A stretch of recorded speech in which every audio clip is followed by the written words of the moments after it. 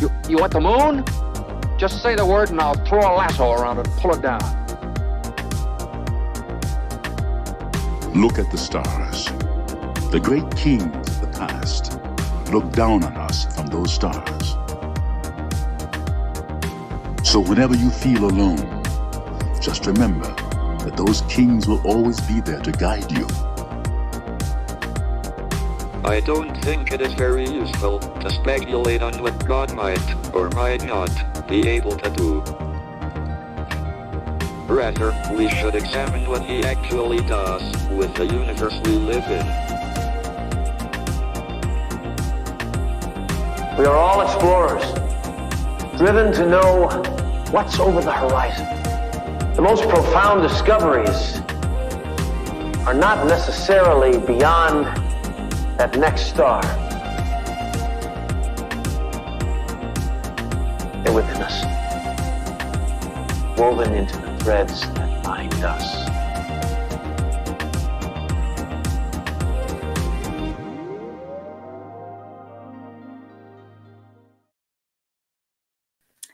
Hello, beautiful people. Happy Wednesday, happy Mercury Day, and welcome to a powerful episode. We're talking about Venus opposing Mars today, a transit that happens about once every 2 years.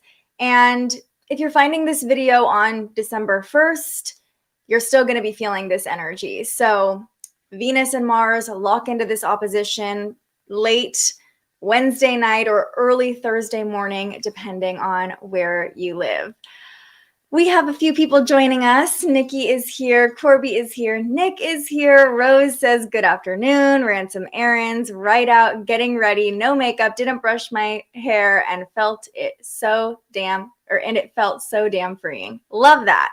Love that. That's kind of the day I've been having today too. And I don't want to forget, since it's the last day of November, at least still here on the West Coast, let's see, our final November babies. Winston Churchill was born on November 30th. Kaylee Cuoco, Ben Stiller, all Sagittariuses. Chrissy Teigen, that makes complete sense that she's a Sagittarius. Mark Twain. Who else? Billy Idol. Wow, we have a long list today. Ridley Scott, Steve Aoki. All right, and if you're a Sagittarius, if you know someone who was born on November 30th, give them a shout out in the comments so we can celebrate them and send them some love too. Hello, Shelby. Happy to see you here. Yes, I can't believe it's the last day of November either. I feel like November was the blink of an eye. And actually, I've been thinking about that a lot, Corby, because, you know, as we get older, it seems like time goes faster because of the theory of relativity. I won't try to explain that because I am not a scientist, but it feels like November and December are those months, you know, on a yearly basis where it's like, oh, the whole year is almost over and it feels like time is just really flying. Okay, so let's get a check on the energy. As you see, the sun is in Sagittarius, the moon is in Pisces. We're experiencing the first quarter phase of the moon. So both the sun and moon are in mutable signs. They're squaring each other, which can create a little bit of tension. You might be feeling that today. But the first quarter moon is the point on the moon cycle when we are invited to take action. It's time to move forward, set things into motion. Whatever we were manifesting under the new moon in Sagittarius last week, now's the time to really get it going. But without further ado, let's talk about this opposition between Venus and Mars. So here is a look at the current chart. You can see that dark red line down the middle, Venus and Mars opposing at 18 degrees. And as I am saying this, I am realizing that there is a giant grand cross playing out in my chart. I won't get into that. I won't bore you with the details of what's happening in my life, but 18 degrees of mutable signs. Great place to look at if you're experiencing any sort of tension or commotion. Yeah, it's probably because of what's going on in the mutable signs in your chart. Let's talk about Venus opposing Mars though, okay? Starting with Venus. Venus, the planet of love, money, and beauty. We've talked a lot about Venus lately and Mars actually. You know, Venus and Mars, I'm sure you've heard of the book, Men Are From Mars, Women Are From Venus. Venus is often associated with our feminine energy, our creativity, our ability to attract and receive. And Mars is often associated with our masculine energy. It's that warrior energy, literally called the god of war. It's how we take action and move forward, our drive, our stamina, our motivation, much more masculine traits. Now, before we talk about the divine feminine, the divine masculine, I just want to preface with the fact that we all have both energies within us, the yin and the yang, the masculine and the feminine, the dark and the light, the moon and the sun. All of these polarities that we work with in so many ways in life are representative of the divine masculine and feminine. So when we're talking about the masculine and feminine, we're not necessarily talking about men versus women, right? Just want to put that out there, because what we're experiencing with this transit can be felt both within and without. So how does this feel? Feel free to answer. Let me know in the comments how this opposition is feeling for you. Like I said, Venus will exactly oppose Mars at 9:27 p.m. Pacific time. So it'll be right after midnight Eastern time, and maybe even middle of the morning, depending on where you live, if you live in Europe or Africa or other parts of the world. Venus opposing Mars really brings that phrase opposites attract into our view today, into our mind today, because oppositions are that make or break energy. It can be very attractive, but it's like magnets, right? They can attract each other or they can push each other away. So that's the energy of an opposition. Intense attraction is possible today.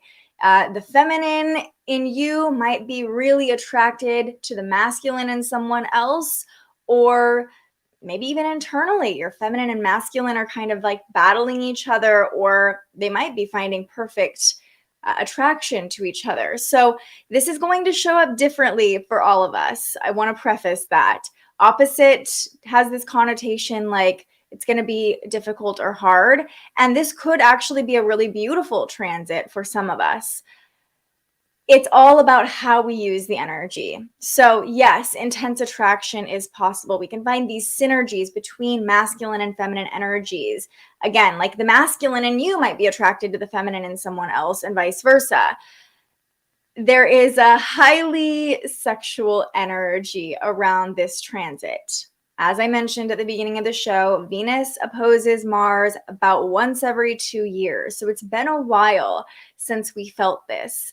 And with Mars being retrograde, I really feel like the masculine is probably going to have a more difficult time with this energy, or anybody who maybe is ruled by Mars. If you're an Aries rising or a Scorpio rising, you might be feeling a little bit of tension here, because Mars retrograde overall over the course of December into January and November is asking us to really reflect on our masculine energy, reflect on our motivation, reflect on how we're taking action, where we're putting our energy.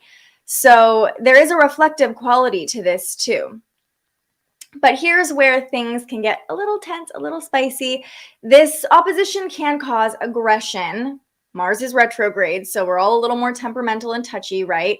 But if we don't have an outlet for this intensity, for this attraction, for this polarity to play out, so if we're not moving our body or moving the energy through us, that's when conflict can come up. That's when aggression can come up, because we're kind of witnessing both our feminine and masculine energies today with this opposition. You might even feel like you're being pulled back and forth between the two. And if there are any imbalances, it's like the energy wants to move out of us. The energy wants to move through us. Creativity can be a really powerful outlet for this. Dance, movement, really working with Mars, getting things out, or Venus. Venus is very creative energy. So, how are you? I think it's actually more of like, what does your masculine and feminine need? Which one needs to be nurtured a little bit more? And you might be feeling that imbalance, and that's the awareness that we can take to be like, okay, this is what needs to be nurtured a little bit more right now. So, when we talk about oppositions, we also have to talk about mirroring, and our relationships, with Venus being the planet of relationships, are really going to be impacted by this. Now, this could be the relationship within or without, right? But there's a lot of mirroring energy that we're feeling today. So if you're feeling aggression or angst or irritation or imbalance in any way, you might be experiencing a partner, a friend mirroring that back to you, and vice versa. It's like Mars and Venus are stationed on opposite ends of the solar system, right? And these two energies are mirroring each other. So we're clearly both seeing our relationships and the role we play in them. Venus is more about the we, Mars is more about the I. So Venus is more putting the focus on relationship, Mars is putting the focus on the self. So with Venus mirroring Mars in these relationships, any conflict that comes up is showing us the role we're playing in the relationships and the role the relationships are playing in our life. So polarity, polarity, polarity. Like that is the theme of the day. And again, polarity can be really beautiful. It can create synergy and attraction. Today's a day, like if you were to go out tonight, you might find yourself really attracted to someone new. I would say this is probably not the best energy to like start a new relationship on, because the attraction might be even like misleading. In current partnerships, you might feel especially attracted to your partner, which that's a great outlet for this opposition. That is a great outlet. Sexual energy, getting it out in some way. And that kind of brings me back to like this energy wants to be moved. This energy wants to be released. And remember, sexual energy is just creative energy, right? It's just one form of creative energy. So maybe if you are single out there and you're like, yeah, I'm not in any position to like actually, well, we all know we don't need a partner to release that energy, right? That's clear. People are like leaving as I'm talking about this, which is fine. It's fine if it's not your cup of tea, but putting on some like Beyonce or whatever gets your juices flowing and like doing a little seductive dance in the mirror, do that, or if you're, I don't know what feels like really seductive and good for people who are more masculine, because I am not that person, but maybe it's you're like going on a run or, chopping some wood. I don't know why that feels like it might release some sexual energy for men, chopping wood, but it's like, yeah, like let's just go after it, like that warrior energy. So again, catering to maybe what part of you, your masculine or your feminine, has been a little bit ignored. This transit could bring that up and show you where that imbalance is. Katie says, snow day for the kids today. My husband took them out for a bit, so I got some downtime. I love that. As we've been talking about the masculine, feminine, it's like you two are working together really well today, it seems like, under this opposition. Super energized. Okay, maybe that like polarity, it's like that magnetic energy. You're feeling the buzz, Shelby. Katie says, feeling that push for action. It's helping me with pushing doubts away and not second guessing myself. I love that. And that's really going to come into view when we talk about what's going on with the moon. Yeah, love that for you both, Shelby and Katie, just like feeling all the good vibes today. Your natal Mars is in Gemini. Okay, so you're not being too activated by Mars retrograde right now, at least. So that's nice. Okay, your husband is going to have his Venus return soon, or maybe is going through his Venus return. Mars in Aries is a strong placement for him, but he's probably not being too negatively impacted by Mars retrograde, which is nice.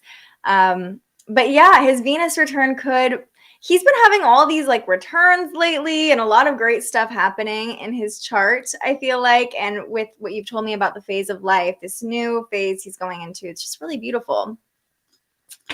Going to see my boyfriend tonight. Perfect. That's all I have to say about that. So yeah, Venus opposing Mars could be making you feel a little bit aggressive or needy or both.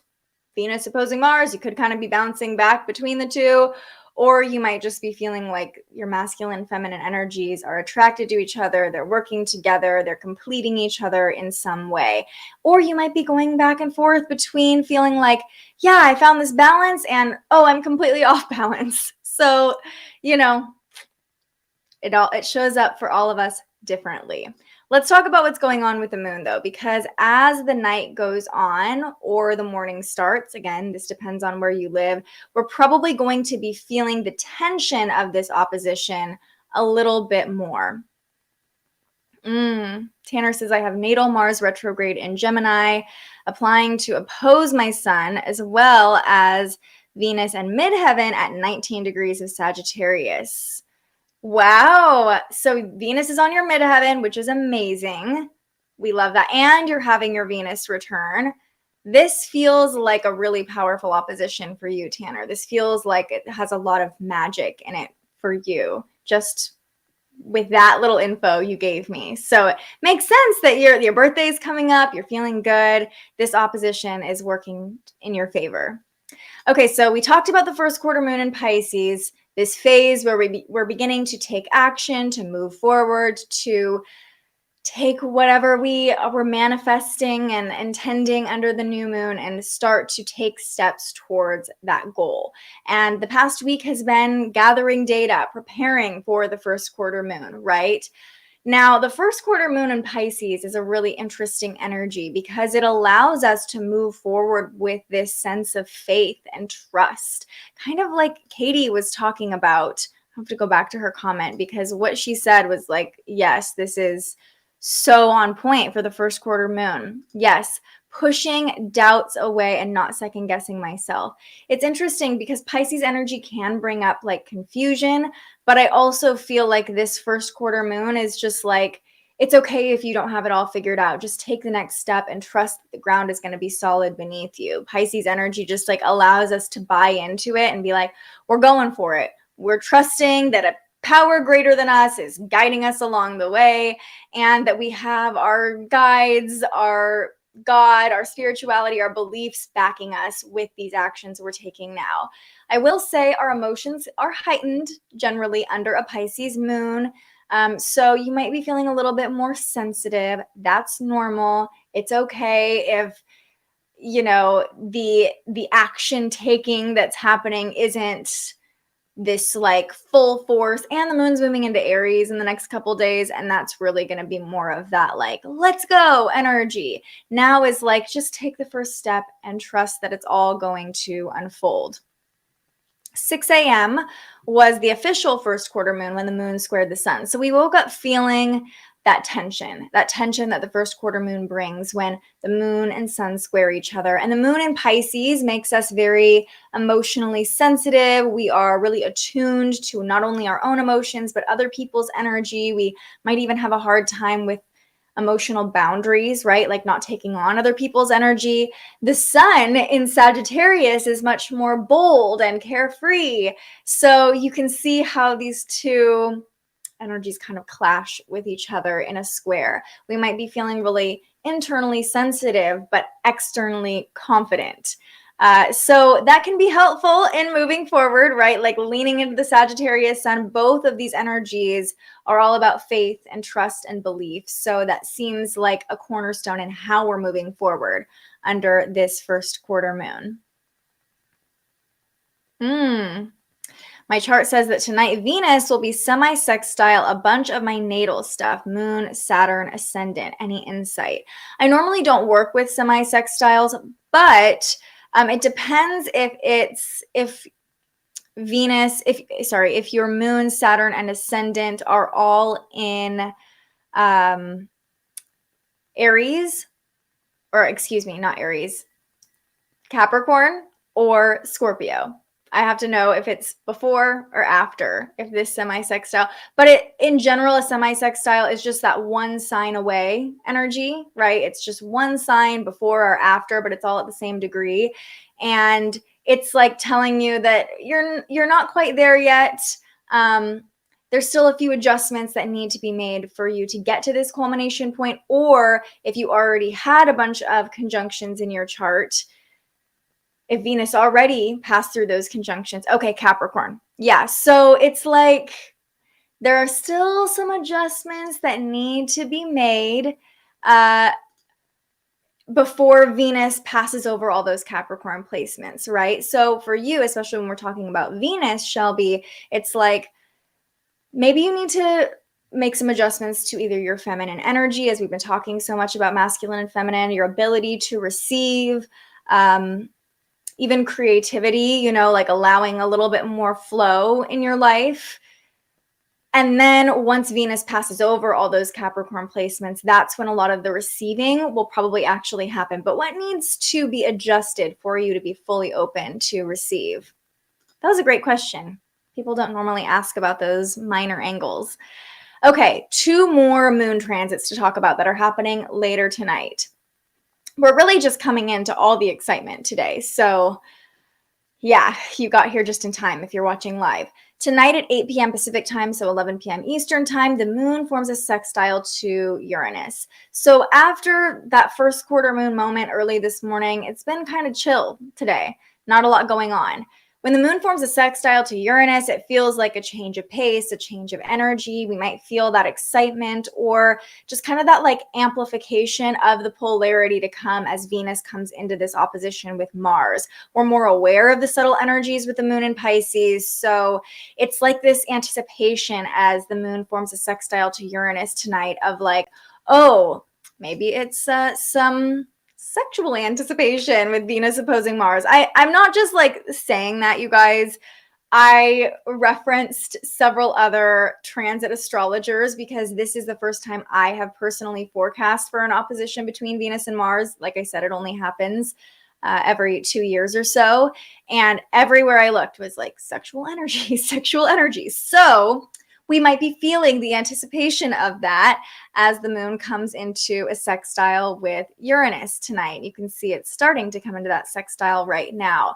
But this just opens us up to new experiences, new perspectives potentially, and it's like we want to lean into excitement with the moon forming a sextile to Uranus. You might even be feeling like a little impulsive or like, oh, I just want to try something different tonight. Don't be afraid to try something new. It might attract new energy to you under this powerful opposition. And then at midnight tonight, Pacific time, so overnight tonight, maybe first thing in the morning, this is when we are really going to feel that opposition. Not only is the opposition becoming exact tonight, but here, let's see. I'm going to show you as the moon comes into a T-square with Venus and Mars, what that looks like. Close enough here. You can see the giant T-square in the chart. Now I'm just going to be selfish for a moment here. If you can imagine the other corner, that's my ascendant. That's my rising sign. So I'm really feeling the tension today.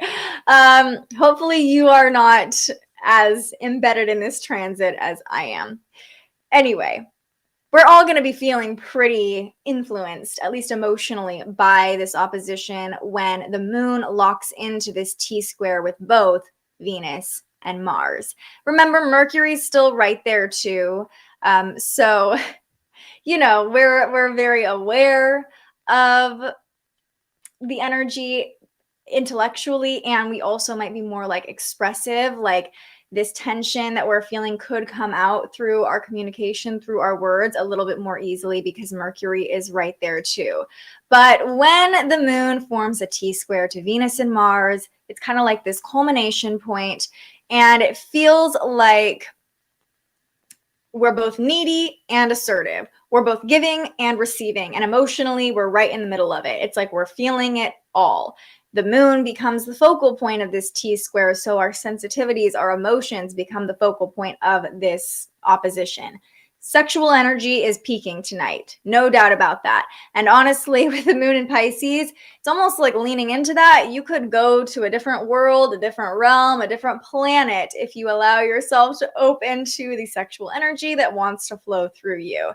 Diving between the sheets can feel more like checking into an alternate reality with the moon in Pisces. Now, it could be other ways you're using that creative sexual energy that provoke different sensitivities or awarenesses or emotions. Our emotions flow through almost too easily with the moon in Pisces. So if you're feeling the tension, that polarity, that opposition, it might be emotionally overwhelming, Or if you're feeling more of the completion, the attraction, I could see this being a night where you kind of get lost in it, right? In a really beautiful way. Pisces energy is like getting lost. And with the Pisces moon squaring Venus and Mars, it's like getting lost in that attraction, getting caught up in it, getting wrapped up in it, buying into someone's flirtation a little too easily. We've all been there. And honestly, that's a great place to be. So if you're there, live it up. Live it for me. Get lost in it. Full permission. That's kind of the way that we can process this energy the most easily, I think, is getting lost in it, allowing it to flow through, allowing it to just happen, right? Oh, good, Shelby. She says that makes so much sense. It's definitely been a theme lately. Once Venus crosses over all that Capricorn energy, Capricorn season, it sounds like it's going to be great for you. So you're almost there.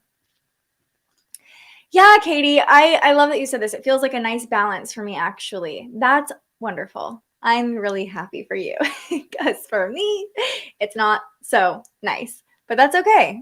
That's why I love not only giving you the forecast of what's happening, but the more you come here and understand your own chart, the more you can actually look at your chart and say like, oh, this is where this T-square is playing out for me. This is how it's showing up in my life. It's not really activating a lot in my chart, so I can feel the lighter influence. But if, for example, you have an 18-degree placement at Virgo, Pisces, Sagittarius, or Gemini, this is probably going to feel more tense for you. Just like how eclipse season felt a lot more difficult, most likely for people with heavy fixed placements, Taurus, Scorpio, Aquarius, and Leo. Anyway, we won't go too far down that hole, but it's a great point to let you know if you're like, your interest is piqued by this, you're like, I want to know more. How do I learn this? How do I figure out what's going on in my chart and compare it to what's going on with current energy?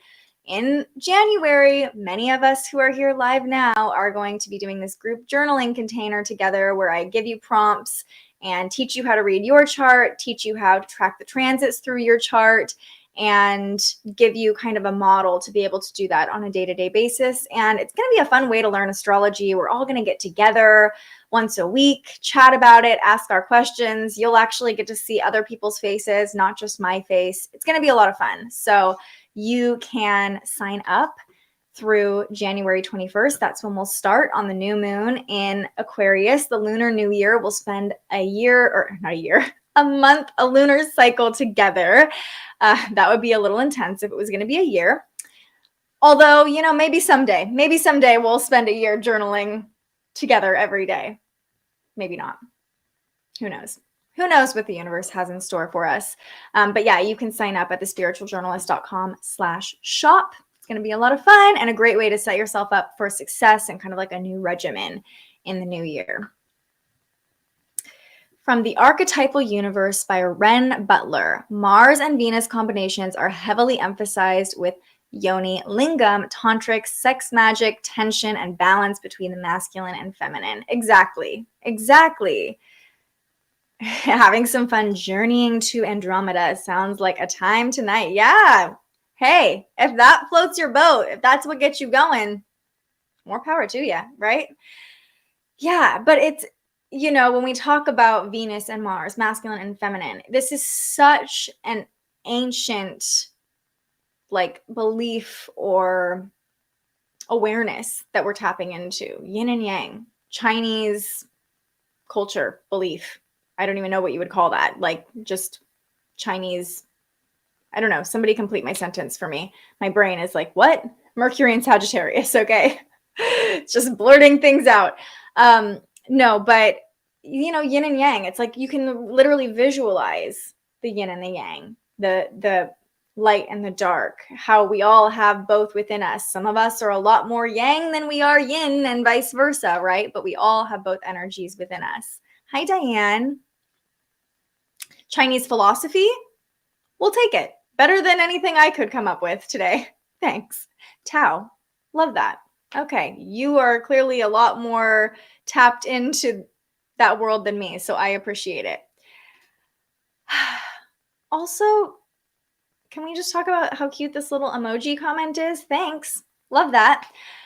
So yeah, that's what we're feeling today. We're starting to really feel that opposition between Venus and Mars. And as I mentioned, we're going to feel this through December 1st. And as I pull up one of my charts here, let me see. Yeah, it'll be this opposition that we're really feeling through December 1st. We'll start it'll start to die down by the second. We won't be feeling it as much. But this is a rare opportunity once every 2 years to really assess masculine and feminine energies and how they are playing with each other internally, externally, how your relationships, even noticing something I have been playing with a lot is noticing the masculine and feminine energies playing out in my relationship. I feel like a relationship is like a yin yang in itself. Like when you are with a partner, there's going to be this masculine feminine balance that almost shifts as your relationship shifts. Sometimes your partner is going to be playing more of that masculine role and you're going to be playing more of that feminine role. And I feel like it's constantly shifting and changing, and like it's almost like the yin yang, right? Like it's almost like a circle, and the amounts are constantly flowing and changing and evolving. Now, I'm just speaking from my own experience. That might just be my experience, but that's how it feels in my partnership, where it's like sometimes I am all in my feminine and sometimes I'm very in my masculine, and I notice that my partner falls more into his feminine in those moments. So lots of fun things we could talk about with feminine and masculine energy, but I will leave it at that for now and bring us back to today's affirmation. I honor both masculine and feminine energies within me. You know, we're in this time when it feels like a lot of divine feminines are rising. A lot of women are really coming into their spirituality. And I really feel like this opposition could be a wake-up call for a lot of masculines too. Or I hope so. You know, obviously there are people in the chat right now in the world like Tanner, like Nick, who are very tapped into their spirituality and probably into both their feminine and masculine. But yeah, I think this opposition could be a big moment for a lot of humans in general to really assess their feminine and masculine energies. Diane says, definitely feels like a back and forth scales evening out feeling. Yeah, that's a great visual. Thanks for sharing that. I'm trying to like describe an energetic feeling, you know, and that's a great way to put it. Nikki says, I am feeling this. People acting off, lots of tension out there. I got snapped at yesterday. People going nuts. Yeah. They're probably feeling an imbalance between their masculine and feminine energies. And yesterday we talked about Mercury opposing Mars, right? And so we're still feeling that a little bit too, where it's like easy to be impulsive and kind of go off on people. Fair warning, fair warning. We are much more prone to like speaking how we feel right now with Mercury conjunct Venus and still loosely opposing Mars. Yes, Rose. One of the Big Island's volcanoes started erupting earlier this week. Reminds me of the masculine-feminine balance. The masculine fiery heat and the beautiful feminine slower lava flow creating new land. Ooh, I love that. I was also reading another astrologer posted about an asteroid moving into Scorpio, and now I cannot remember exactly what it is, but I will... You know what? I wonder if I can pull it up now because it was a really, really, really cool astrological connection to that lava or the volcano eruption. Give me a sec while my brain tries to talk to you and type at the same time. Can I remember who posted this? Can I remember? Is it? Yes, I found it. Okay, I'm going to share it with you all because you guys are all astrology nerds too. And if anybody can appreciate this, it's you. So, Rose, thank you for bringing this up because And just a beautiful analogy. Absolutely, Diane. But look at how cool this is. We're talking about Pele. And Rose, since you live in Hawaii, let me know if any of this resonates or if there's anything else like you can share about this, because I am not an expert by any means about this subject. Let me see. Can I get this to be viewable for you all? Okay, here we go. The goddess asteroid Pele. Mauna Loa, the world's largest active volcano and home to Tutu Pele, has erupted. The last time this happened was 28 years ago in 1984. Not coincidentally, today is, forgive me here, La Ku'oko'a, a day of celebration for Hawaiian independence from Britain and France. Okay, keep going. Asteroid Pele moved into Scorpio last night just as the eruption began. This was posted 2 days ago.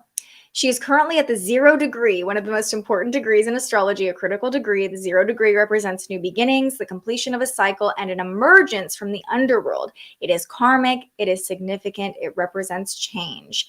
Each event has its own astrological chart, and the eruption of Mauna Loa on November 28th, 2022 has Pele moving into Scorpio and initiating a new cycle of transformation, upheaval, and ultimately empowerment. This is both Pele and Scorpio's truest desire. From my understanding of Pele, the writer says, she is a feminine symbol of alchemy. She is the destroyer and the creator. She is a symbol of power and respect in many ways. She could represent the feminine aspect of Scorpio and Plutonic energy, and I would consider her to be the most at home in the sign of Scorpio. Asteroid Pele in Scorpio is a homecoming, a hallelujah, a reclamation. She has awoken. She is here. And then it goes into asteroid Ceres, a major indicator of the charts of natural events, currently in a square with the Sagittarius North Node. So it goes on to talk about other astrological influence. To have asteroid Pele, one of Hawaiians' most revered goddesses, conjunct the Sagittarius North Node in the Hawaii Independence Day election chart illuminates the importance of asteroid 2202 in the charts of Hawaii. Okay, now we're getting into the rabbit hole. But it also talks about Venus being a key player as well. As we speak, she is returning to the place in the sky where she was on November 28th, 1843. This is a Venus return for Hawaii, a new cycle and an opportunity for peace, harmony, and love for the people of the Hawaiian Islands. In celebration of Pele, we will be honoring her all week. So this is from the Cosmic Laundry, one of the many astrology accounts I follow. And I thought that was such a cool way of breaking down an astrological influence of the Hawaiian volcano eruption happening right now. Of course, we're hoping everybody is safe there, that no one's homes are destroyed or nobody is injured. But watching a volcano erupt, what a powerful representation of masculine and feminine, of death and rebirth, right? Yeah. Yeah, super cool. Rose says it's amazing. The news here has been showing the eruptions, smoke formations looking like Pele's profile. Oh, I just got chills. And one where it looks like she's dancing the hula. I want to live in Hawaii. Can you just like build a little in-law quarter for me to come move into and stream from, Rose? Because I just love it there. And I love how connected the people of Hawaii are to their traditions and their goddesses and beliefs. And like the fact that the news is talking about how the smoke looks like a goddess. I just freaking love that. Yeah. Lots of Pluto energy. Nikki says big crazy storm in Montreal, Canada. Strong winds happening there. Interesting. Appreciate that insight. Katie says, I'll be manifesting that awareness of masculine and feminine. Lots going on for Mike, her husband, realizations and insights. Excited to witness his growth. That's beautiful. I'm excited to witness his growth too. And your collective growth together.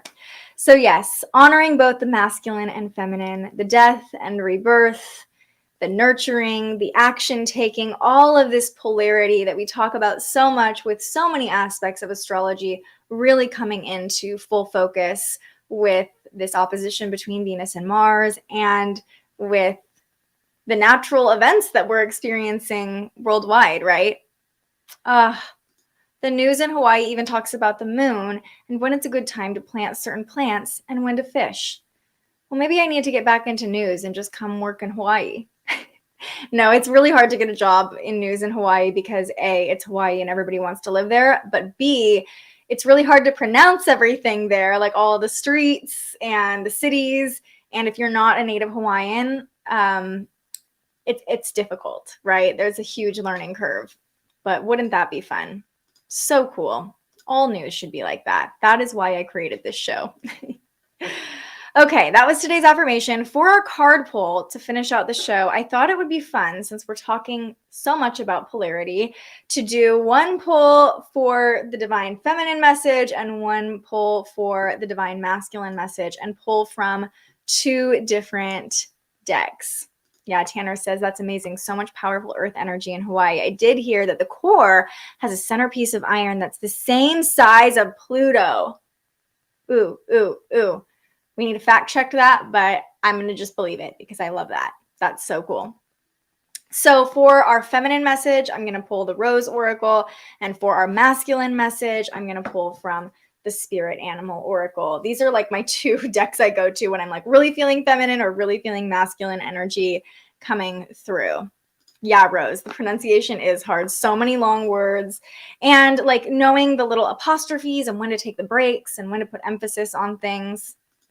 Someday I'm going to be able to just like go to Hawaii and speak like the Hawaiians speak. Okay, let's start with our feminine message from the Rose Oracle. See what wants to come through. And as we're pulling this, again, this feminine and masculine, we all have both of these energies within us. So this could be a message that's coming through for what the feminine in you needs to hear, or maybe if you identify as more masculine, the feminine in your life, this could be a message indicating what they're going through or they're experiencing right now. So, of course, take what resonates. If there's something that comes to mind as I'm reading these cards, that's probably the message that's trying to come through for you, right? Okay, one little final shuffle. And let's all take a nice, big, deep breath together, the deepest breath you've taken all day. And as you exhale from this deep breath, ask the question, what does my feminine need to know? Here we go. Breathing in.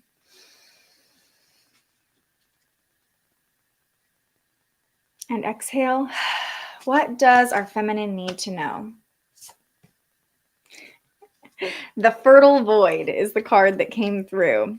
Inner winter, rest, patience, potency, secret beginnings. Okay, well, this is seductive in so many ways. The Fertile Void.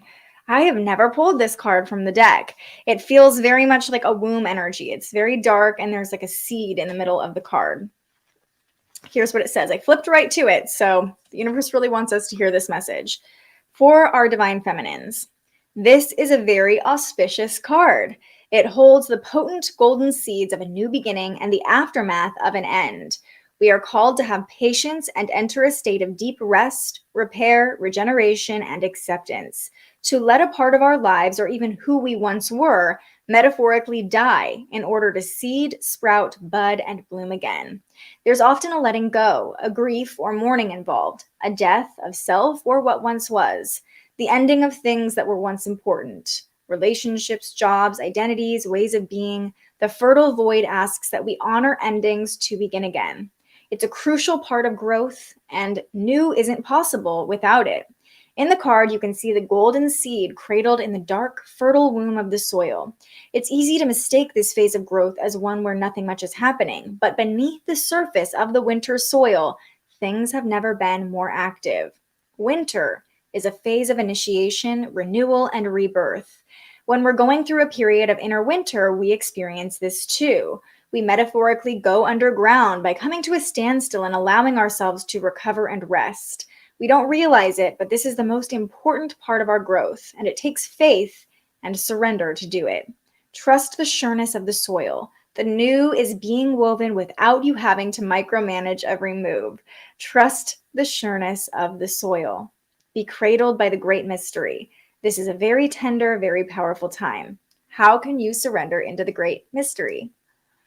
I love this. A huge message for our divine feminine to slow down and allow the rebirth to happen naturally, right? I love how much this talked about the death and rebirth cycle too, with how much we just talked about volcanic energy and death and rebirth and Pluto and Pele and all this beautiful synchronicity. Okay, now let's see what wants to come through for our divine masculine message.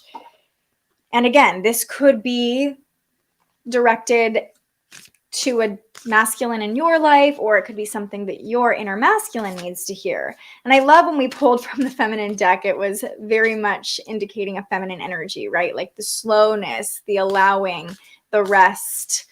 Feminine energy can be very chaotic and like creating things and birthing things, but it's very cyclical too, you know? So, I mean, just women in general, most of us are going through hormonal cycles throughout the month where masculine energy is much more stable, and hormonally men tend to be at a more stable state. Their hormones don't fluctuate like women's hormones do. So when we're talking about masculine and feminine tends to be more cyclical, whereas masculine energy tends to be more steady and, what's the word I'm looking for? Consistent. Yeah, Katie says, very fitting with all the death and rebirth energy. Absolutely. Absolutely. Message just for you, Katie. Okay, let's take another deep breath. And as we exhale, ask the cards, what does our divine masculine need to know? Here we go. Oh, men's hormone cycle is daily, a different cycle. Interesting. I didn't know that. I thought it was just consistent, but it's not on the monthly cycle like women's energy generally. Obviously, these are general statements. Everybody is different, but just a great representation of the macro, the micro, all the things. Okay, here we go. Taking a deep breath, deepest breath, even deeper than the last breath. Here we go. Breathe in. Exhale. What does our divine masculine need to know? Ooh. Groundhog spirit, time to let go. Time to let go is the card coming through for our masculine message. Card number 31, if 31 is an important number in your life. And again, I flipped right to it. Okay, universe. Groundhog spirit. Endings lead to beginnings, and death is a part of life. Holy moly. So groundhog spirit is here to let you know that it is time to accept the natural ending of something that is no longer serving you. We love to hold on to what is familiar, but the new needs space to arrive so growth can occur. When groundhog spirit appears, it's a sign that there is something in your present situation that you need to let go of so that something new can be born, something that will far better serve you now. When the groundhog sees his shadow, he retreats to his den. So too you might yearn for a little more time to say goodbye and transition into the new. However, change is coming and it is good. So let go of your resistance. Spring brings many blessings, and what must die will always be reborn in a new form that will be right for you. Life requires change and detachment. Say farewell to whatever once served you and get ready for something amazing to take its place. Spirit is already sending it your way. I guess we all needed to hear the same message today. That was really powerful. Wow. Different representation of a similar energy. The groundhog going into its den, the seed planted beneath the earth. It's interesting. It feels like almost two different points of the same cycle that we're talking about. You know, the feminine energy is more in the like waiting and the creation, whereas the groundhog energy, the masculine energy, is more in the like, okay, what do you need to let go of to make room for something new to be born? But both talking about a death and rebirth cycle, both talking about new, very prosperous beginnings on the way if we just trust and allow for that death and rebirth to unfold. Tanner says that's a perfect pull for the femme. Reminds me of the permaculture term fallow, to let the land regenerate and grow on its own. To just allow, to effing allow. Absolutely. That's the message for the feminine. Just allow. The message for the masculine is to let it go. maybe actually take more action in the releasing. Yeah, that was super powerful. The cards were so on point. Yeah, and they supported each other. And that can be that example of the masculine, feminine energies working together today and kind of coming into this synergy as the cards just showed us. Been clearing up the house, trying to part with more stuff. Nick, the groundhog spirit, is asking you to let it go. There's your confirmation, Nick. Nikki says, looking forward. Yes, I know what I need to let go of. Beautiful. Rose says, Pele helps clean house, out with the old, in with the new. So even more synchronicity as we've been talking about Pele as well. Now I need to go look up where is Pele in my chart. I have not gotten into that asteroid just yet. There are so many asteroids and they all have their own meanings and they all have their own mythology behind them. And that's a whole other rabbit hole of astrology you can go down, which is so fun. But how cool that just Rose mentioned it and we all learned something new together today. I love that. All right, everybody, that is going to do it for this very powerful episode of Transits today. I hope that this episode served you in reflecting on the masculine and feminine energies in your life, on this cosmic opposition that we're experiencing between Venus and Mars. And if you're new here, welcome. I've been seeing some new faces, or new names, I should say, lately. So if you're new, please go ahead and like the video, subscribe to the channel so you get notifications when we go live, and you can support us continuing to put out these free forecasts every weekday. And if you're returning, thank you as always for being here. Thank you for showing up for yourself. Thank you for showing up for both your masculine and feminine energies in your own unique way. It was a good one today. Thank you for all of your insight about Hawaiian culture, Rose. We always love your insight. Thanks for being here, sharing your light with all of us. I will be back tomorrow morning to talk about some more transits. I'm trying to think right now what's coming up tomorrow. We're still going to be feeling this tomorrow. But we're going to be talking more about Mercury tomorrow a little bit. I think Mercury squares Neptune, which could bring up some confusion. So there's your little tease of what we're chatting about tomorrow. I hope you all have a beautiful night, especially you, Nick. Hope cleaning is going well for you. And I will see you all in the morning. But until I see you next, stay curious. Thank you so much for joining us and aligning with the energy of the universe today. If you enjoyed this morning's episode of Transits Today, you can join our live astrology discussion every weekday morning right here wherever you're watching. And head to thespiritualjournalist.com to read your daily astrology forecast and browse the Spiritual Shop. The most fun way to help keep these forecasts free and support more content like this is to buy yourself a little something on our website. But if you're feeling extra generous, you can also buy me a coffee to fuel future live streams.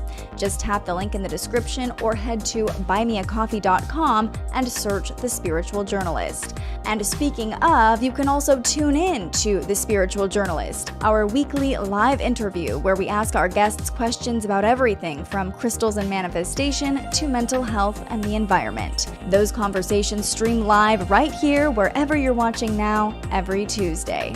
I'm so grateful you found us here, and I can't wait for our next conversation.